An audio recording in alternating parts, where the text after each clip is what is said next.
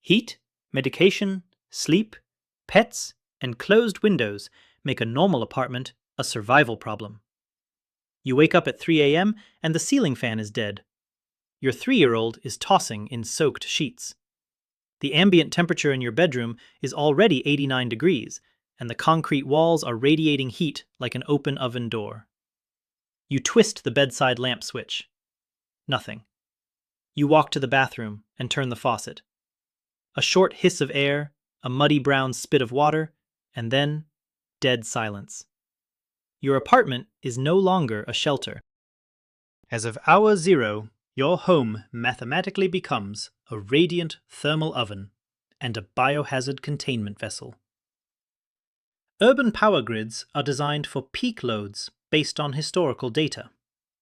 During a persistent thermal dome, HVAC utilization hits absolute maximum capacity.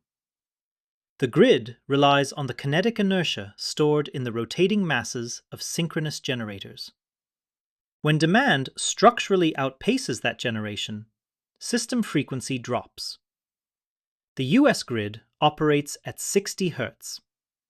If that frequency drops below 59.5, automated failsafes trip to prevent total destruction. Those are under-frequency load-shedding relays. They just islanded your entire city block into darkness. Downrange in the streets below, distribution transformers are cooking.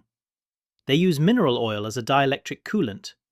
When ambient temperatures exceed 104 degrees and loads spike, that oil surpasses its degradation threshold. The cellulose insulation inside degrades rapidly, leading to arc flashes and catastrophic localized detonations. You might hear them popping off in the distance like artillery. The power is not coming back on by morning. Then comes the water crisis. Urban water distribution relies on hydrostatic pressure. Municipal mains typically deliver 50 to 80 psi. But fighting gravity is a math problem. Every 2.31 feet of vertical elevation requires 1 psi just to push the column of water upward. A standard 10-story building is roughly 100 feet tall. Overcoming that elevation requires a baseline static pressure of over 43 psi, plus another 15 psi just to overcome the friction losses inside the building pipes. Because of that physics problem, most buildings over 4 stories rely on electrically driven booster pumps in the basement. When the grid fails, those booster pumps die instantly. Backup diesel generators, if your building even has them, are sized for emergency lighting and elevators. They are rarely wired for sustained booster pump operation. The hydrostatic pressure in the municipal lines immediately drops. Faucets above the 4th floor go dry before you even realize the power is out. That hiss of air in your sink was the death rattle of your plumbing. This is where the panic sets in. You stare at the dry sink and think about the 2 gallons of bottled water sitting in your pantry. It is not enough. Survival is not about some lone wolf fantasy. You need water so your child does not look at you with cracked lips asking for a drink you do not have. Guilt is a far stronger motivator than fear. You failed to prepare for the mathematical reality of a high-density environment under stress, and now your family is on the hook for that oversight. Hope is not a strategy. Most people guess they have enough food and water, but the math says otherwise. When the grid drops, guessing gets people killed. You need a baseline. Go to protocolsurvival.com, calculate your survival score, and enroll in our free Catastrophe Survival 101 course right now. Get the training before you need it. Because when you are sweating in a dark apartment at hour 4, realizing the sun is about to come up and turn your concrete box into a kiln, it is too late to start studying. Hour 4 hits. The sun crests the horizon and the thermal dome locks in. You look out the window. The streets are gridlocked. Traffic lights are dead. Cars are overheating on the asphalt, trapping commuters in a steel maze. You cannot evacuate. The highways are parking lots. You are sheltering in place by default. Your apartment building absorbs megajoules of solar radiation throughout the morning. Concrete has a massive specific heat capacity. It drinks the heat all day and stores it deep in the structural rebar. This is called thermal lag. With a delay of 8 to 12 hours, the concrete will radiate this heat internally throughout the night. It completely prevents human core temperature recovery during sleep. Your body needs the ambient temperature to drop at night to shed the metabolic heat it generated during the day. When the walls are radiating at 95 degrees at midnight, your body actively burns calories just to pump blood to the dermal layers for sweating. This severe vasodilation accelerates dehydration exponentially. To combat the stress, you might try to feed your family. You open your prepper stash of MREs, jerky, and canned beans. This is a fatal error in a thermal crisis. Relying on heavy, high-protein meals causes thermogenesis. Your body generates immense internal heat, digesting complex proteins. It demands massive amounts of water to process the nitrogen waste from protein breakdown.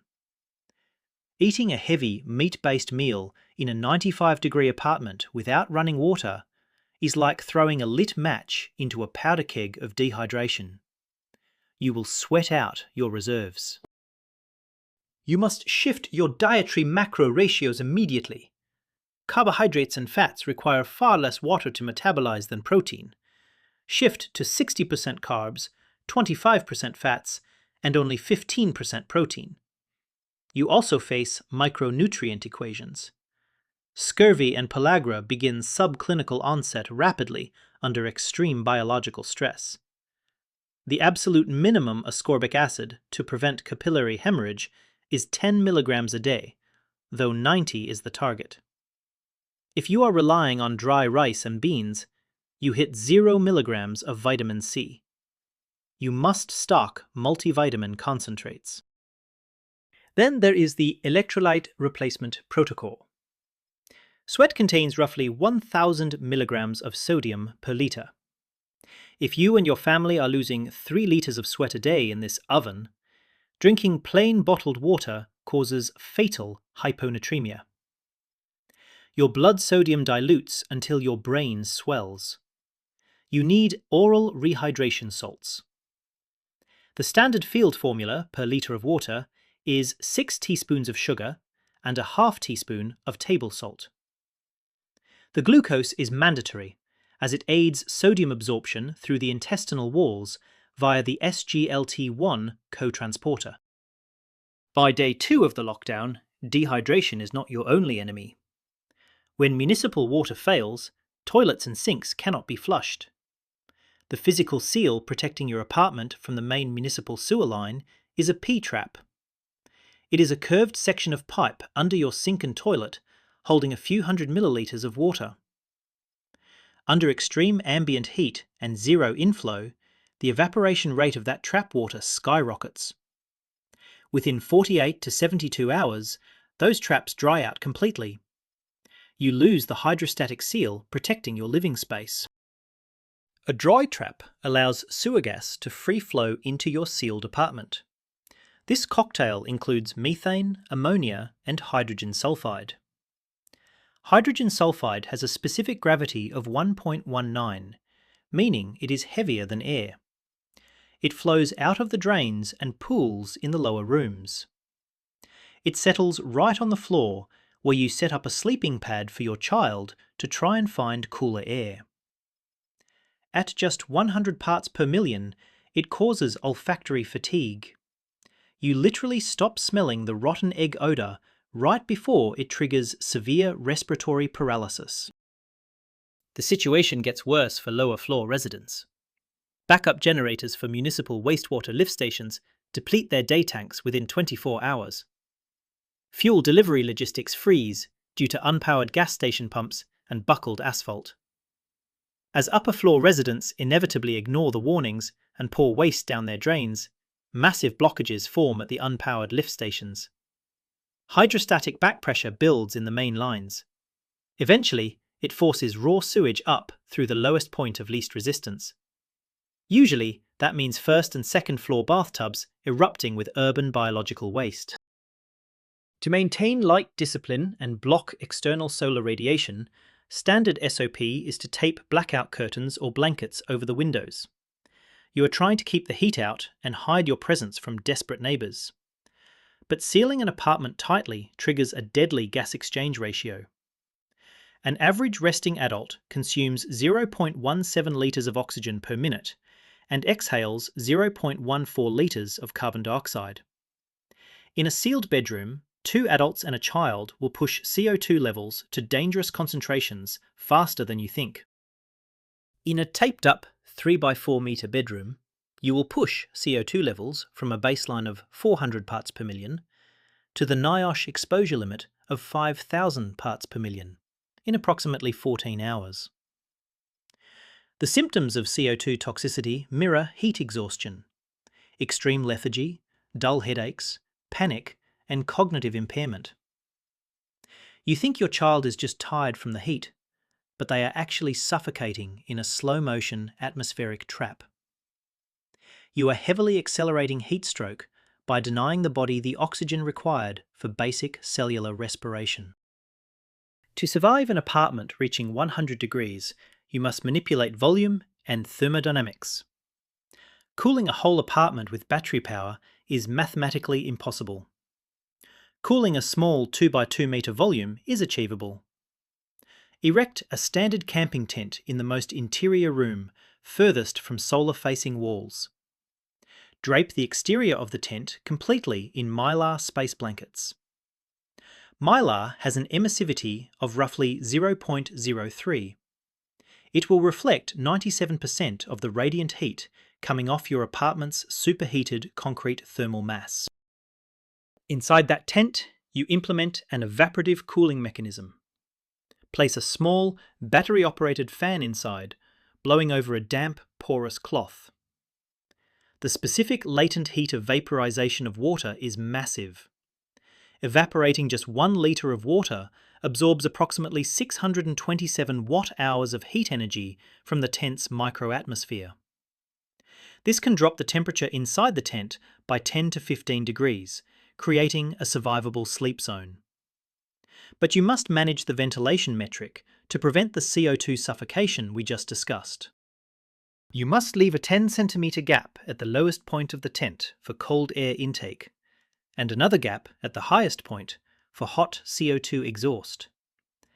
This allows passive convective air exchange, leveraging the stack effect to achieve an air change rate of at least 0.5 per hour. It flushes the carbon dioxide while maintaining the temperature drop.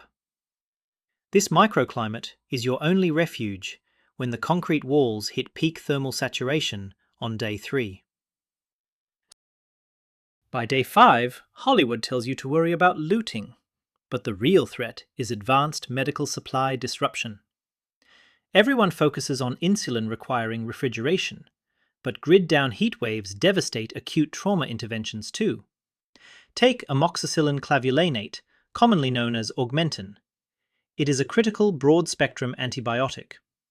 The clavulanic acid component is highly sensitive to heat and humidity.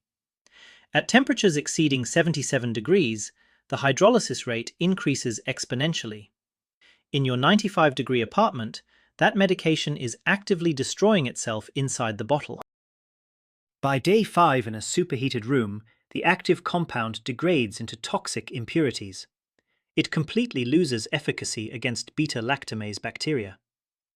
If you or your child gets a simple cut from broken glass or a rusted can, and you rely on that heat-ruined antibiotic, it will fail. A minor laceration turns into lethal systemic sepsis in a matter of days. Your medkit is useless if you do not understand the thermal operating parameters of pharmaceuticals. You need to store sensitive meds in the lowest, coolest, insulated spot available.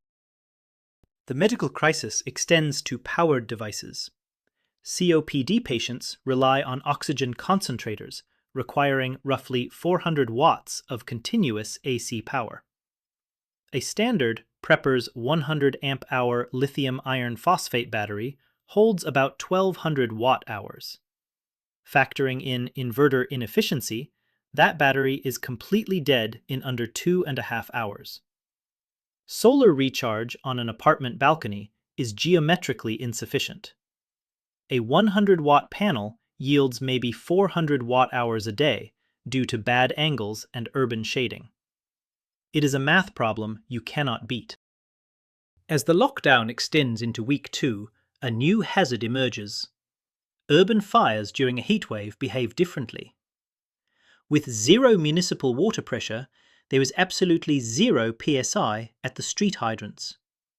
The fire department is paralysed, their vehicles disabled by gridlock, fuel shortages, and heat stroke among crews.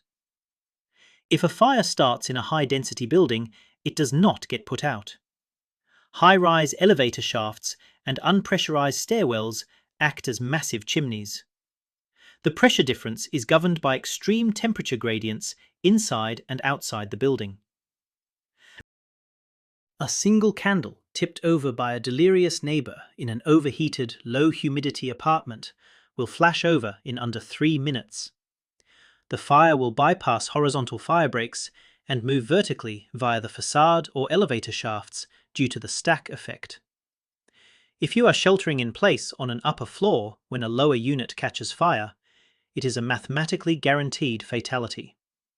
You must have an evacuation threshold. If you smell smoke, the lockdown is over.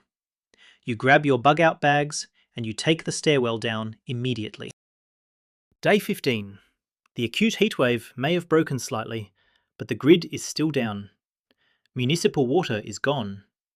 You are forced to emerge from your microclimate tent to scout the hallways. The stench of dried P-traps, unmanaged bio-waste, and desperation hits you the moment you open your door. You are stepping into Phase 3. Human psychology degrades specifically and predictably under severe thermal and physiological stress.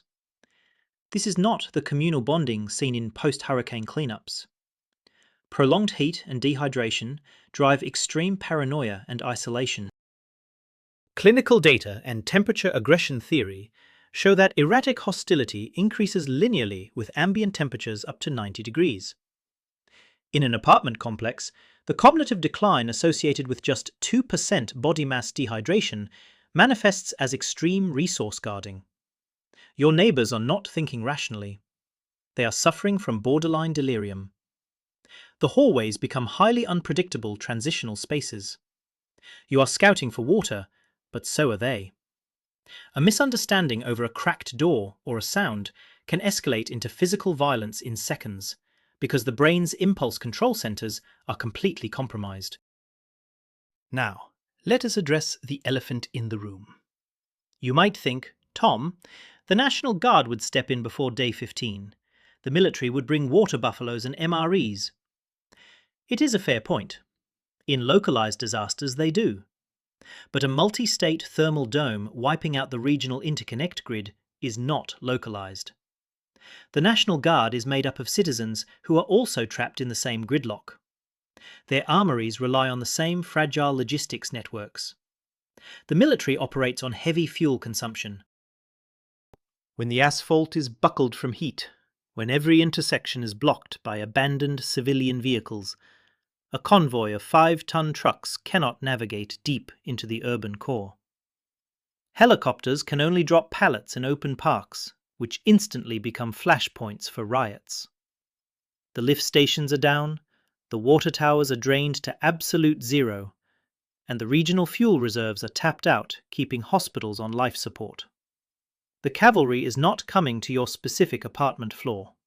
You are the command element for your family, no one else. Because the cavalry is not coming, you have to find water. By week 3, your bathtubs and bottles are empty. You are forced to pull water from compromised sources. A drained water heater in an abandoned unit, or a rooftop cooling tower. This water is highly turbid and biologically contaminated. Standard advice is to boil it. But boiling is not viable in this scenario. It generates immense heat inside your already sweltering apartment, and it wastes precious fuel. You must use chemical titration to purify scavenged urban water sources. Liquid bleach degrades in heat. If it has been sitting in a hot closet for 6 months, its sodium hypochlorite concentration is severely reduced. The mathematically superior solution is calcium hypochlorite, commonly sold as pool shock. It is dry, stable, and boasts 68% available chlorine.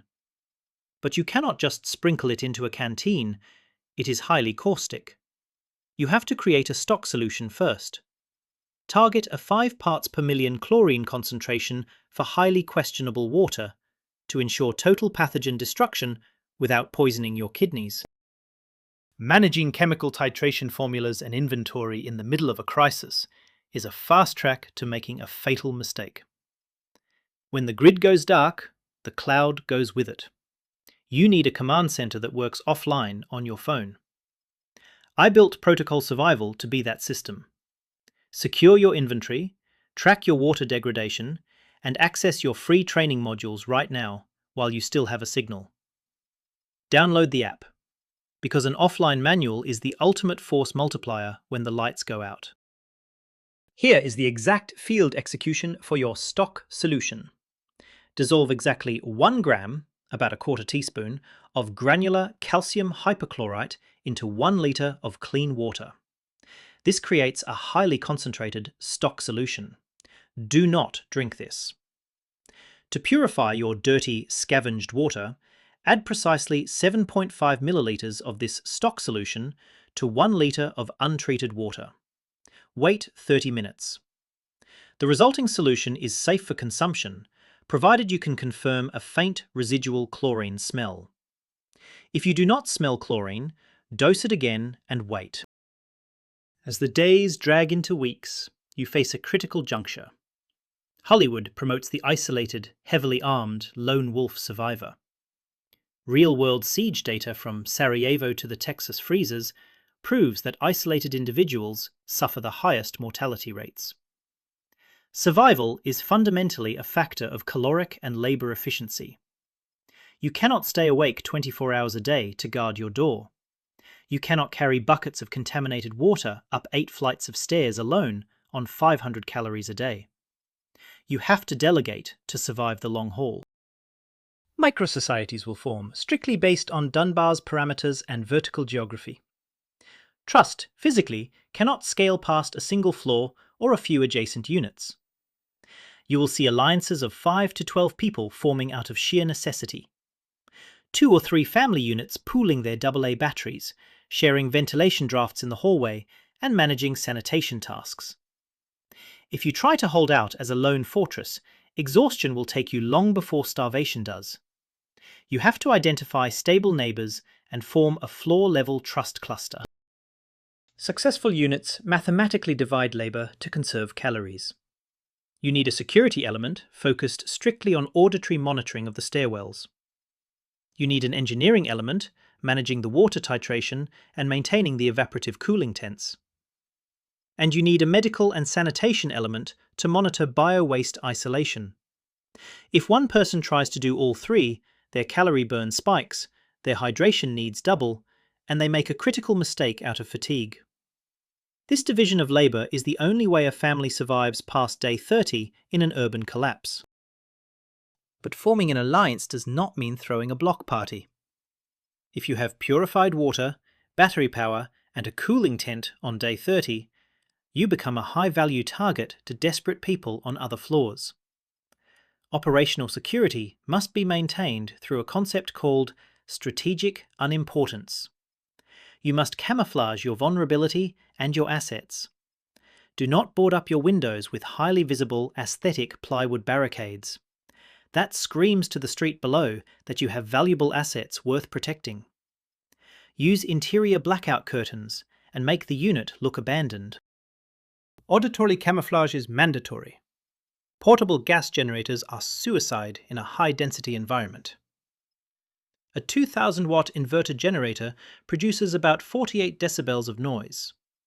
In a dead, grid-down city, the ambient noise floor drops from 65 decibels down to 30.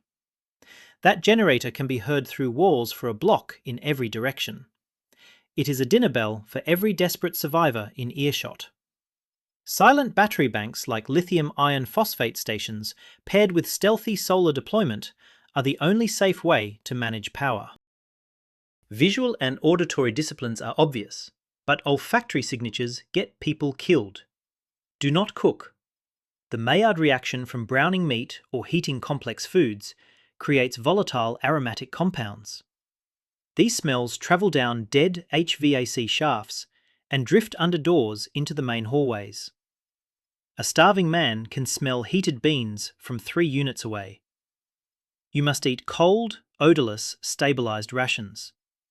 The moment you decide you want a hot meal for comfort, you compromise the operational security of your entire floor-level trust cluster. Eat cold, stay quiet.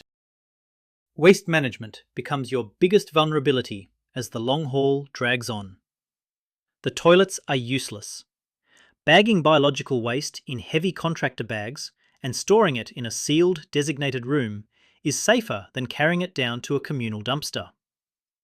Taking trash to the street exposes your physical capability, your caloric energy, and your operational status to the rest of the building.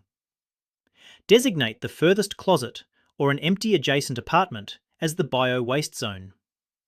Seal it with duct tape to trap the gases and leave it alone. Maintaining the illusion of emptiness is an active, daily effort. You have to sweep your area for signs of life. Dust your door frames on the outside so they look unused. Do not leave clean footprints in the dusty hallways. When you scout for water, you wear soft-soled shoes and move with purpose. The goal is to make any roaming scavengers think your floor was evacuated on day 1. If they think the floor is empty, they will not spend the caloric energy trying to breach your reinforced door. Friction deters them. By day 60, the starvation phase is fully realized. Even if you stockpiled effectively, the rationing takes a psychological toll. Your body begins cannibalizing its own muscle tissue. The mental fog thickens. This is where the discipline of the trust cluster is tested. The engineering element must double-check the water titration math because cognitive decline leads to dosing errors. A mistake with the calcium hypochlorite now will fry your intestinal lining when you can least afford it. Everything must be written down. SOPs must be followed rigidly. As starvation weakens immune systems across the city, secondary infections sweep through the remaining population. Cholera and dysentery thrive in grid-down urban centres due to the breakdown of sanitation. The bio-waste accumulating in the first-floor bathtubs becomes a breeding ground for flies. Those flies carry pathogens up the stairwells and under doors. If you failed to tape your vents and seal your threshold, the flies will bypass your locked door and contaminate your cold rations. Disease will finish what the thermal dome started if your perimeter is weak. Surviving the long haul is an exercise in managed attrition. Every day is a calculation of energy spent versus energy gained. You are not thriving. You are deliberately slowing down the rate at which you are dying, waiting for the logistical networks to re-establish themselves. You look at your child, thinner now, but breathing easy in the mylar tent, because you did the math. You secured the water, you managed the heat, and you locked down the operational security. They are alive because you stopped relying on hope and started executing protocols. Eventually, the grid will sputter back to life, or a military convoy will finally clear the buckled asphalt and set up a distribution point a mile away. When that day comes, you will emerge from the apartment. You will step out into a city that fundamentally changed while you were locked in the dark. The concrete oven tested your engineering, your biology, and your morality. You will walk past the units of people who thought the government would save them by day 3. You will know the difference between guessing and knowing. The Heatwave apartment test proves that modern conveniences are a veneer. HVAC, water pressure, and sanitation are not guarantees. They are fragile engineering miracles suspended by a few hertz of electrical frequency. When that frequency drops, the physics of nature instantly reassert themselves. Your home is just concrete and glass. It has no loyalty to you. It will cook you if you do not understand how to manipulate its thermodynamics. Preparedness is not about hoarding beans in a closet. It is about understanding the mechanics of the systems keeping you alive. You do not study these systems to become a paranoid lone wolf. You study them so that when the lights go out and the panic sets in, you can look your family in the eye and tell them exactly what to do. You become the anchor point in a chaotic environment. You protect the people behind your door because you put in the work before the crisis arrived. The grid is not what keeps the lights on. It is what keeps the monsters out. And when it fails, you have to be the monster. The quiet of a dead city is something you never truly forget. When the hum of transformers, the drone of traffic, and the vibration of compressors all stop at once, the silence is deafening. But it does not last. It gets replaced by the sounds of a system failing. The distant pop of UFLS relays, the shatter of glass, the desperation echoing up the stairwells. You have to train yourself to tune out the panic and focus on the math. Math does not care if you are afraid. It only cares if you are right. Being right carries a heavy burden. When you are the one managing the titration, setting up the mylar, and rationing the carbohydrates, you carry the weight of command for your household. You cannot afford to show doubt. If your child sees you panic over a dry faucet, they will absorb that fear instantly. You have to project calm, calculated efficiency. Even when your own heart is pounding, you check the seal on the tent, you verify the chlorine levels, and you enforce the operational security. Leadership in a crisis is a lonely job.